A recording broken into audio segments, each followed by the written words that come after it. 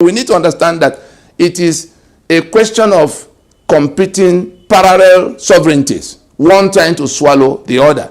Nigeria, the scam called Nigeria, is only a grazing ground for that caliphate.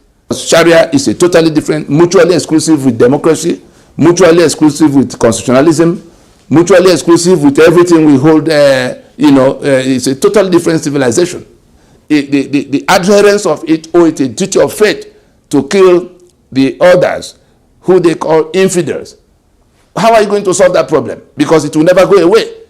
They have a right under that Sharia to deceive everybody until they behead them. They call it taqiyya. And we have seen so much of it, where they will say one thing and do another. You can't reach any agreement with them and stand and it stands, because they owe it a duty of faith to kill you. They owe it a duty of faith to dispossess you.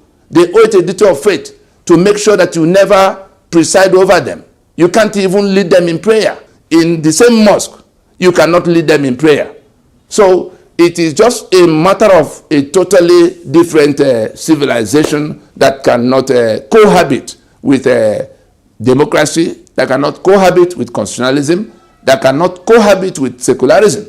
They have seceded from the secular union of Nigeria, and the rest of us will be placing our lives in danger if we do not end that union and draw the line, so that they are no longer able to come to our spaces the way they can come now. They've been coming under this constitution, pretending we are still in the same union. Nigeria, as defined by the 1999 constitution, has become a criminal enterprise, and now a danger not only to us, the indigenous nationalities, but to the global community. We saw the UN rapporteur that came in 2019 to investigate the extrajudicial killings, blood all over the place. What's the problem? Government is killing, Boko Haram is killing, Hesman is killing, what's the name again? Kidnappers killing. The UN was wondering what's going on in the place. They sent their special rapporteur. And that rapporteur, Agnes Kalamat, people can Google this and invest to check it.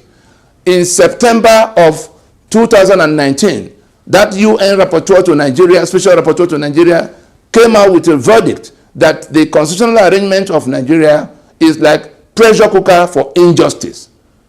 It's our constitution that is responsible for all the blood flowing all over the place, for the poverty capital we have become.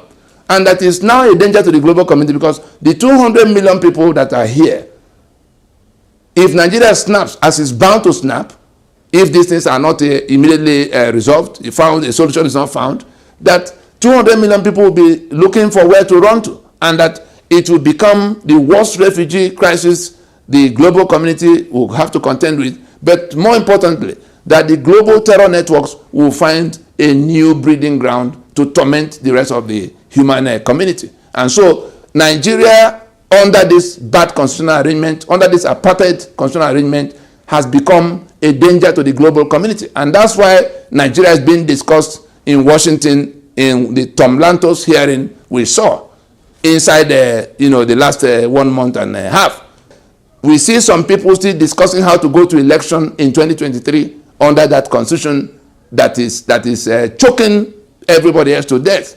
Let us all be clear in our minds that anybody who is still standing with that constitution, swearing to defend and uphold that constitution, from the South and Middle Belt, from the areas where this ethnic cleansing is being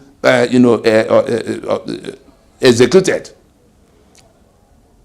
is running the risk of being treated as the enemy by their own people. Whether you are in the Senate, or you are governor, or you are doing political party, still discussing an election that will renew the life of that constitution in 2023. You run the risk of coming at the receiving end from those who are being killed under that constitution.